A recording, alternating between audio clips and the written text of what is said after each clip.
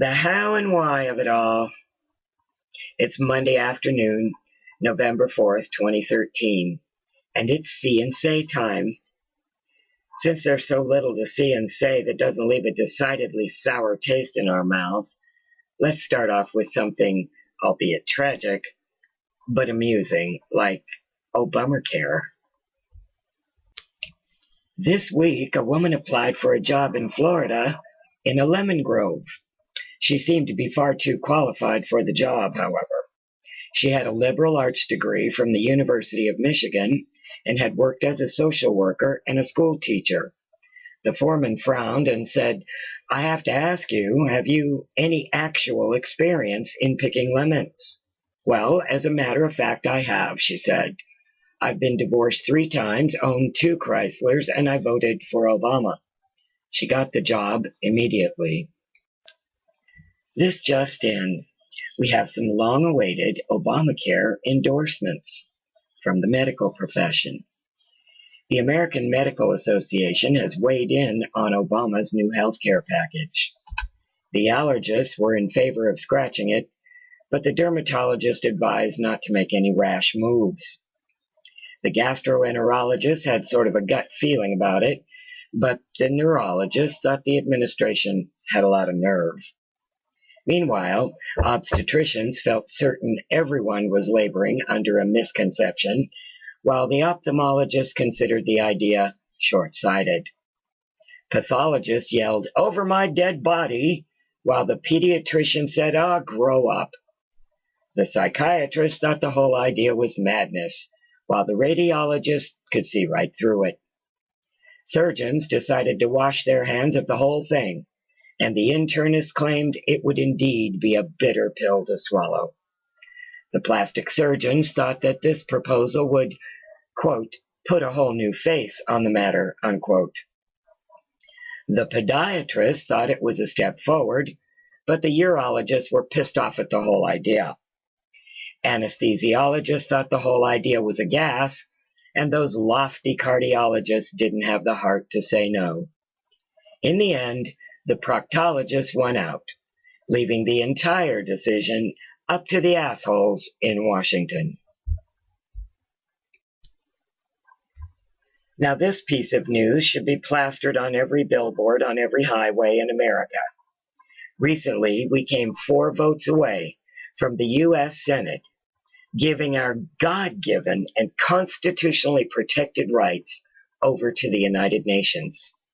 In a 53-46 vote, the Senate narrowly passed a measure that will stop the United States from entering into the United Nations Arms Trade Treaty. The statement of purpose from the bill reads, "to uphold Second Amendment rights and prevent the United States from entering into the United Nations Arms Trade Treaty." The UN Small Arms Treaty, which has been championed by the Obama administration, no surprise there, would have effectively placed a global ban on the import and export of small firearms. The ban would have affected all private gun owners in the United States and had language that would have implemented an international gun registry on all private guns and ammo. Astonishingly, 46 out of our 100 United States senators were willing to give away our God-given constitutionally protected rights to a foreign power. Here are the 46 senators who voted to give your rights to the UN. Baldwin, Democrat, Wisconsin. Baucus, Democrat, Montana. Bennett, Democrat, Colorado. Blumenthal, Democrat, Connecticut. Boxer, Democrat, California. Brown, Democrat, Ohio. Cantwell, Democrat, Washington. Cardin, Democrat, Maryland. Carper, Democrat, Delaware. Casey, Democrat, Pennsylvania. Franken, Democrat, Minnesota. Gillibrand, Democrat, New York. Harkin, Democrat, Iowa. Hirono, Democrat, Hawaii. Johnson, Democrat, South Dakota. Kane, Democrat, Virginia. King, Independent, Maine. Klaubacher, Democrat, Minnesota. Landrieu, Democrat, Louisiana. Leahy, Democrat, Vermont. Levin, Democrat, Michigan. McCaskill, Democrat, Missouri. Menendez, Democrat, New Jersey. Merkley, Democrat, Oregon. Mikulski, Democrat, Maryland. Murphy, Democrat, Connecticut. Murray, Democrat, Washington. Nelson, Democrat, Florida. Reed, Democrat, Rhode Island. Reed, Democrat, Nevada. Rockefeller, Democrat, West Virginia. Sanders, Independent, Vermont. Schatz, Democrat, Hawaii. Schumer, Democrat, New York. Shaheen, Democrat, New Hampshire. Stabenow, Democrat, Michigan. Udall, Democrat, Colorado. Udall, Democrat, New Mexico. Warner, Democrat, Virginia. Warren, Democrat, Massachusetts. White House, Democrat, Rhode Island. Wyden, Democrat, Oregon. Folks, this needs to be viral. These senators voted to let the UN take our guns. They need to lose their next election. We have been betrayed, and I thank God that I am now a recovering Democrat. 46 senators voted to give your Second Amended protected constitutional right to the UN. So do something about it and run them out of town on a rail in their next election, if not sooner. I want to thank the Lord for our Constitution. I also want to thank the NRA for its legacy. The National Rifle Association was founded by religious leaders who wanted to protect free slaves from the Ku Klux Klan.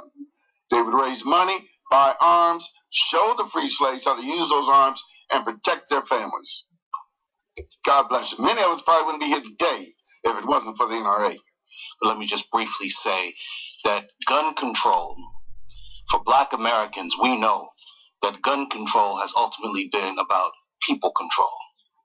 It sprouts from racist soil, be it after or during the infamous Dred Scott case, where Black man's humanity was not recognized. And the beauty about some racists is that sometimes they're blatantly honest.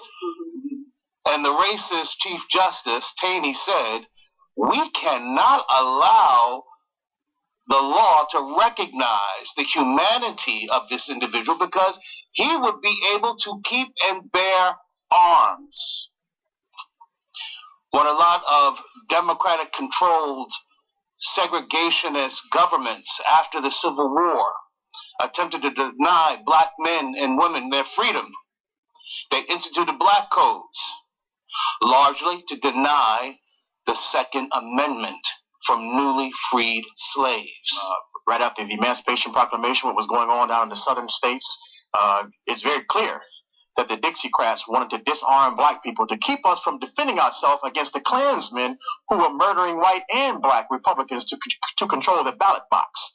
So I think history is ripe with examples of there's a correlation, direct correlation between gun control and Black people control. This current administration is far from the truth. This agenda is becoming more and more obvious to all that it's a distraction. It's a reason, it's an excuse to carry out an ideology that is more evident every day and every week that goes by, that it is anti-American. And when you touch the Second Amendment, you can't become more anti-American, because America would not be without her guns, and guns would not be necessary without her God.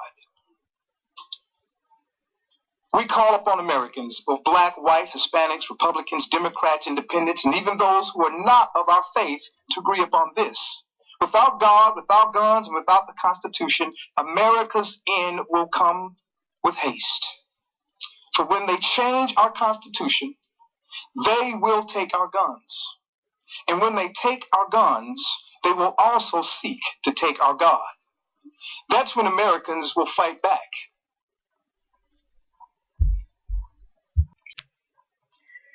Attention, Congress, we figured it all out. Thanks to diligent bloodhounds among we the people, now we know why you staged the Boston bombing. Yep, seeing and saying once again.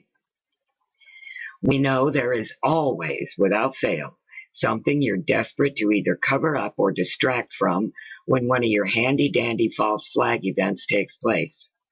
So what was it this time? Turns out on the same day, in fact earlier in the day, a formal indictment was reported on in the New York Times. One that could have, and absolutely should have, put 3 presidents, including the current idiot in the White House, behind bars. The article which came out afterwards, and nobody paid any attention to, was headlined, "Bipartisan Indictment for U.S. War Crimes, Covered Up by Boston Bombing." The story is well documented in the video available to all. Dr. Steve Pachinek, Boston Bombing, Fog of War on Steroids. Dr. Pachinek explains the psychological tool as it is used to control the people when either a large distraction is needed or massive fear-based support for one of your fake wars is the order of the day. The tool is referred to by the government and its criminal agencies as the theater of terror. Create an incident where a few people are killed or even just appear to be killed in order to create the anxiety of mass fear and reaction fueled by the media, who can be relied upon to focus in and heavily reinforce and amplify the hysteria, confusion, fear, and terror. These are the elements of a false flag. Why the Boston Marathon? What happened on the same day that had to be covered up and distracted from? The bipartisan indictment of George W. Bush, Bill Clinton, and Barack Obama for war crimes. The story was printed below the fold. The report by the Constitution Project about the indictment can be found here. This would, under any other circumstances, cause all 3 to be immediately arrested and incarcerated. The big mistake we the people have made is to view what we know now to be absolute truth to be some form of insanity on the part of the perpetrators, or we even assume a measure of acceptable excuse for them when we say they're just the puppets and not the puppet masters. Make no mistake, America, they are indeed puppets, and there are without a doubt puppet masters. But within that larger context, there are equally insidious agendas, and the agenda of those 3 presidents are the same, and irrefutably linked, both through actions and even bloodline. They are cousins. Even Obama, through his mother, is related to the other 2. The bloodline is old, corrupt, and evil to the core, having worked toward one end goal, for the gratification of themselves and no one else. A global, fascist, socio-communist, one-world government with them at the helm. Even the banker puppet masters know their agenda, and naturally, in the end, they'll put an end to the 3 stooges. But for the time being, the stooges are useful to the bankers' agenda of a global, totalitarian, one-world governance with them at the helm. There are games within the games, and battles within the silent and secret war. The 3 stooges, Bush, Clinton, and Obama, are not crazy. Yes, Obama is definitely a sociopathic narcissist and pathological liar without question. But remember, none of the 3 were raised up in a normal American family with normal American values. None of them ever had a job or any personal responsibilities the way we know them, the way we grow up and accept. They never needed to be personally exceptional or strive for success at anything. Everything was either given to them on a silver platter or planned for them and scripted for them.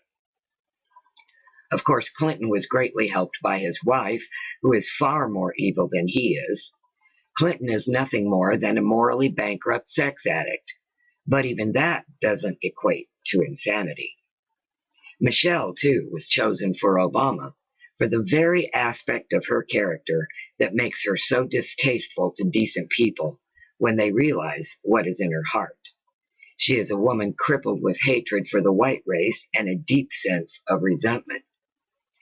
Given her family history, that's not at all surprising, but it's been useful to the agenda. The Stooges were raised and groomed for absolute power and corruption, so in their minds, the ends always justify the means, so long as the ends either benefit them personally or promote the completion of the end goal. Corruption is not the same as insanity. Corruption never incorporates even the possibility of a moral compass. Even the least educated and successfully indoctrinated among us have some measure of a moral compass, so much so that we cannot fathom the existence of a mind operating without one. We readily dismiss the obvious until it hits us in the head like a ton of bricks by saying to ourselves, if not out loud, "Oh, that can't be true. Nobody could do that on purpose. There's no way our own government could do such a thing. There's no way our own president could declare war on us. You must be crazy if you think your own president and vice president would plan and carry out an act of terror on our own people, killing thousands just to cover their own crimes, justify an illegal war, and set the stage for the fall of the republic. There's no way our own military could go along with mass murder or biological and chemical warfare on Americans or ever take part in the destruction of our constitutional republic." There's the rub, folks. Your own common decency is your undoing. It's our undoing, and we absolutely must let go of it and deal with reality if we're to have any chance of stopping the already set in motion Armageddon on America that these criminals have planned. Even when two of our past presidents warned us clearly and loudly of what was being planned and implemented, we didn't listen. One was ignored, and the other was literally eliminated. What does it take for us to get it? So now we understand, not that the Boston bombing was another false flag, we already knew that.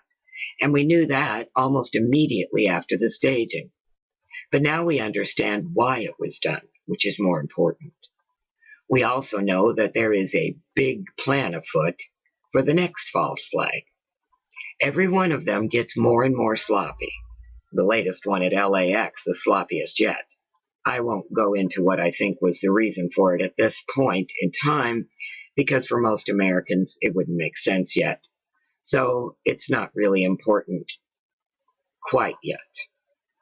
However, the big plan, which is in motion starting with the FEMA Region 3 alert and the massive stockpiling by FEMA, complete with training of civilians and foreign troops to act against the people, most certainly is, because they are planning to carry it out the middle of this month.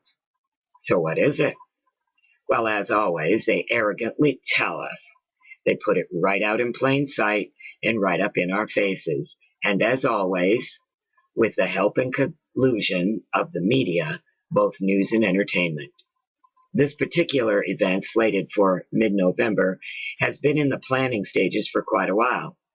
And the in-your-face began with Nazi Commandant Janet Napolitano stating to the public that we're going to have a massive cyber attack, the likes of which the world has never seen.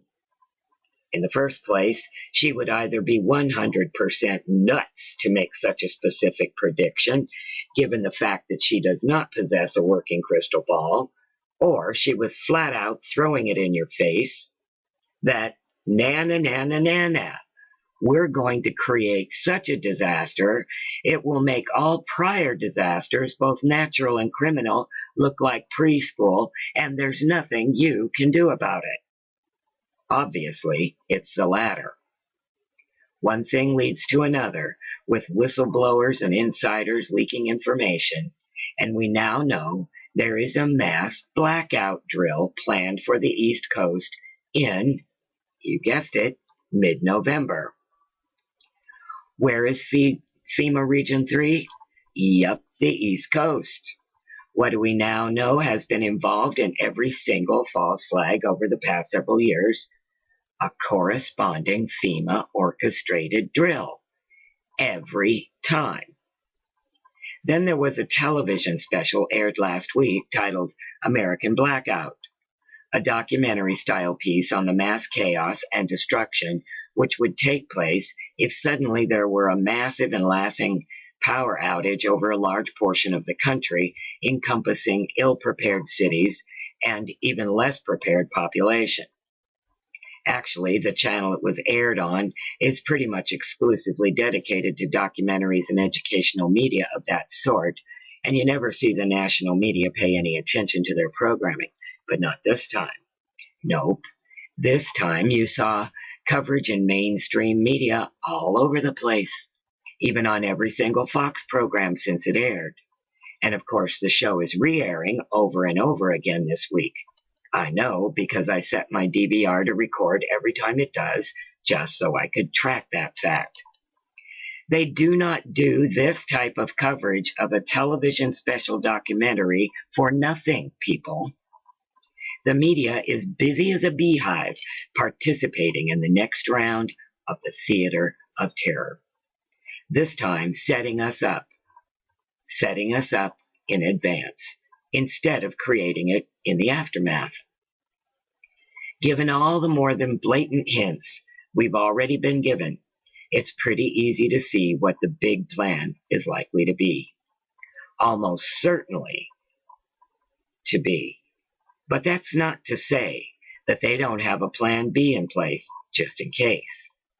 After all, the nuking of Charleston failed and backfired in a big, big way, and there are 4 fired military leaders suffering the consequences of our toddler's tantrum over that one. The silly EBT card drill was pretty much a flop when the masses didn't act like trained porch monkeys. Oh, sure, a few of them did, but not nearly enough to provide them with what they so desperately need at this particular point in time. Even though the Obama administration directive to all 50 states not to load the EBT cards until further notice starting on November 1st, and the already scheduled massive cuts to the food stamp program's recipients to take place on the same date, the people have not, thus far, and I repeat, not reacted in the way they're supposed to. Obama must be in a blue-faced rage by now. How dare we the people not act like 2-year-olds when faced with adversity, the way he wants us to? Where are the riots?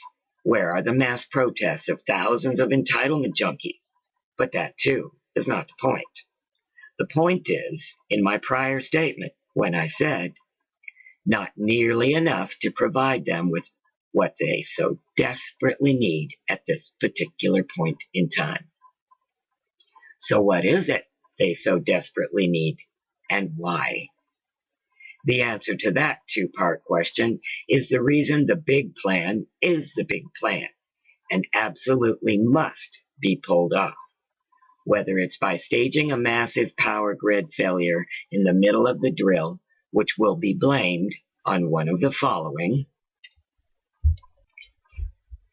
an Al-Qaeda terrorist group, the Tea Party, and some nefarious old men with a history of patriotism gone rogue and intense computer training, a right-wing domestic terrorist group calling themselves sovereign citizens, all belonging to a radical evangelical Christian church, a lone hacker with a long Ritalin addiction, the Syrian government, Iran, a massive coronal flare from the sun, the comet Ison and its debris field, A disgruntled housewife with 6 kids, an abusive husband who drinks up all the grocery money and no EBT card.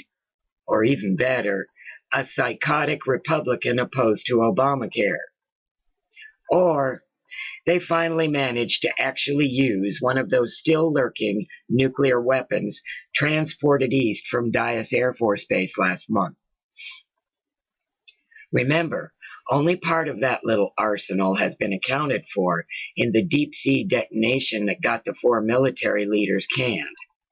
No matter what, and at the end of the day, they don't really care what, one way or the other. They must, and I stress must, create an event large enough and catastrophic enough to justify the formal public declaration of martial law. Now, Obozo would be nearly as overjoyed by that as he is with his drones and his kill list, because under formal martial law, he gets to play dictator king indefinitely. Well, as long as the people continue to put up with his juvenile antics, ceaseless nasty accusations at others to avoid taking responsibility for his own actions, and the endless flow of flat-out lies spewing forth daily from his Marxist-trained mouth. Even his cronies are getting sick of him, so I would guess his days as king are numbered anyway, with or without the people's input. Even the handlers eventually deem the puppets useless if he stretches his strings too far.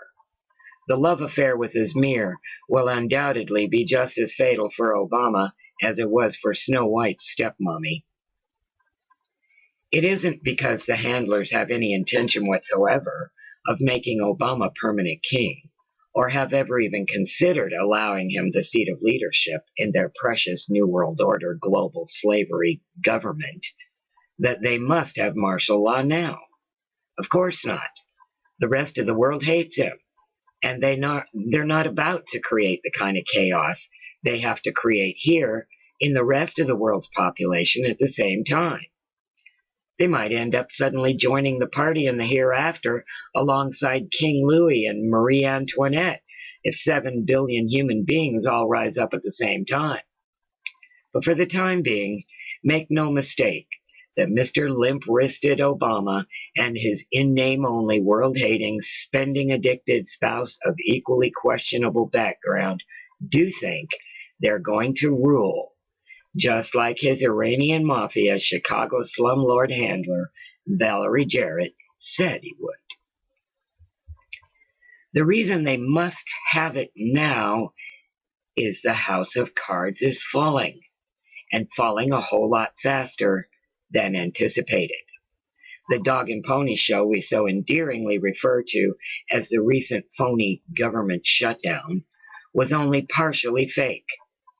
The fact that we're not just broke, but our whole monetary system is about to implode in a way that'll make the deliberate Building 7 demolition look like a 4th of July firecracker very shortly is the reason these twisted, morally bankrupt, power-addicted drunkards have no choice but to accelerate the plan. If they wait any longer to create the excuse to use Obama's so-called civilian army, the National Guard, what's left of our military, the jackbooted, dim-witted local police forces, and the more than 800,000 foreign mercenaries disguised as UN peacekeepers already on our soil, to attempt to disarm us, they're going to be caught in the proverbial headlights with their pants down around their ankles.